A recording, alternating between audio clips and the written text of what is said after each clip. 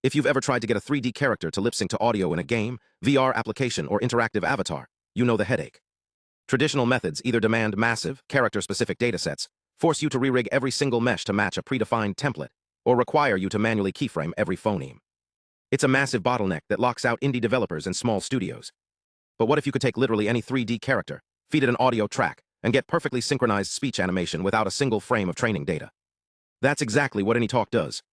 Today, we're diving deep into this new research from KAIST, breaking down how they bypass the data hunger problem using video diffusion models, character-specific fine-tuning, and a clever optimization pipeline that lifts 2D talking head generation into robust 3D blend-shape animation.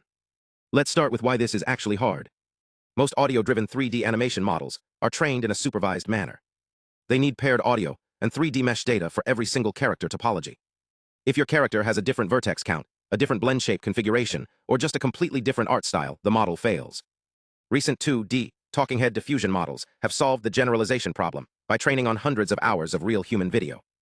They can lip-sync to unseen faces effortlessly. AnyTalk's core insight is to use that 2D motion prior as an intermediate step. They generate a talking head video first, then mathematically lift it back into 3D blend shape parameters. It's a two-stage pipeline: video generation, then blend shape optimization. But slapping a pre-trained 2D model onto a 3D render doesn't work out of the box. You get visual artifacts, mismatched proportions, and head movements that break the 3D optimization. So how do they fix the domain gap without collecting video data? This is where the first major technical contribution comes in: character-specific fine-tuning, or CSF. Instead of gathering real video of the character talking, they render static frontal images of the 3D model, activating each blend shape one by one. The trick is in how they train the diffusion model. They pair these static renders with a zeroed-out audio embedding. In diffusion-based audio generators, the audio embedding drives the motion. By zeroing it out during training, they're essentially telling the model, when you see this character's face, output 0 motion. This cleanly disentangles the character's appearance from the motion prior.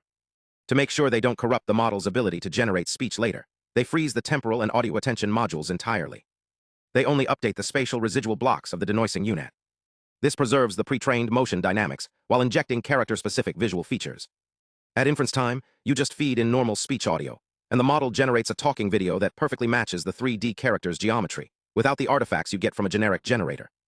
Now that we have a clean, character-aligned 2D video, we need to convert it into actual 3D animation data.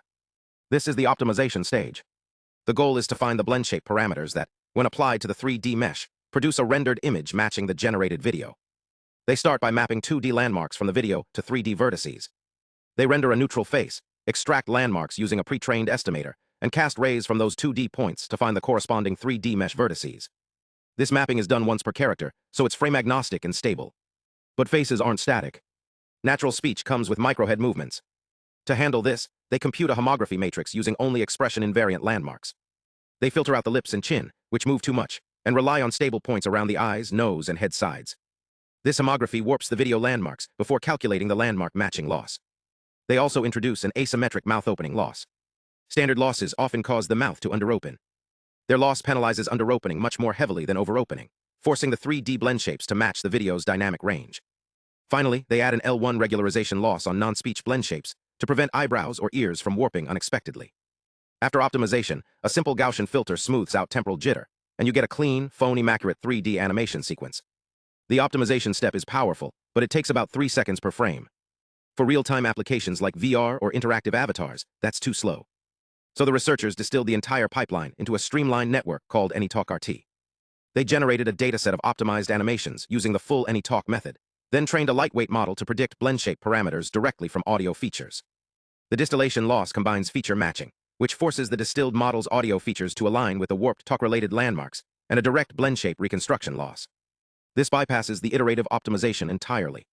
The result is inference speeds around 110 frames per second on a standard GPU, making it viable for real-time deployment, though with a slight trade-off in lip-sync precision compared to the optimization-based teacher model. Let's look at how it actually performs. They tested across 5 highly diverse characters, ranging from photorealistic human avatars to stylized meshes with hundreds of thousands of vertices and complex multi-mesh setups.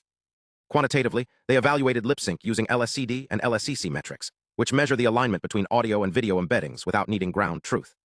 AnyTalk consistently outperformed baselines like ScanTalk, DiffSpeaker, and CodeTalker, which either struggle with arbitrary meshes or require heavy retargeting pipelines.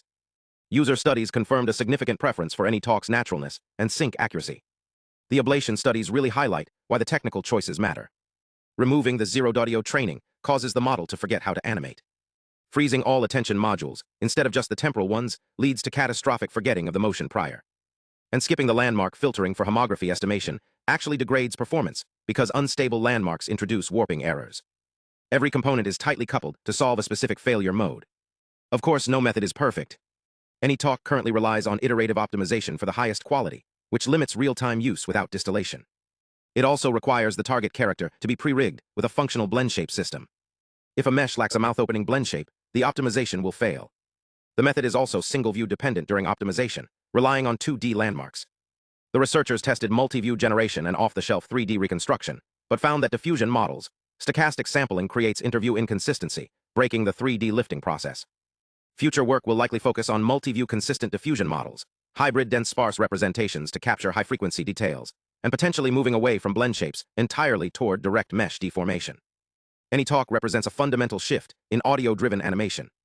By decoupling motion generation from character-specific data and using a clever fine-tuning strategy, it removes one of the biggest barriers to entry in 3D character animation.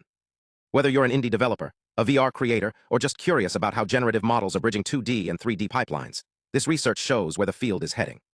The code and models are publicly available, so I highly recommend checking out the paper if you want to dig into the math and run it on your own assets. Thanks for watching, and if you want deep dives into more cutting-edge AI research, hit subscribe and let me know what topic you want next.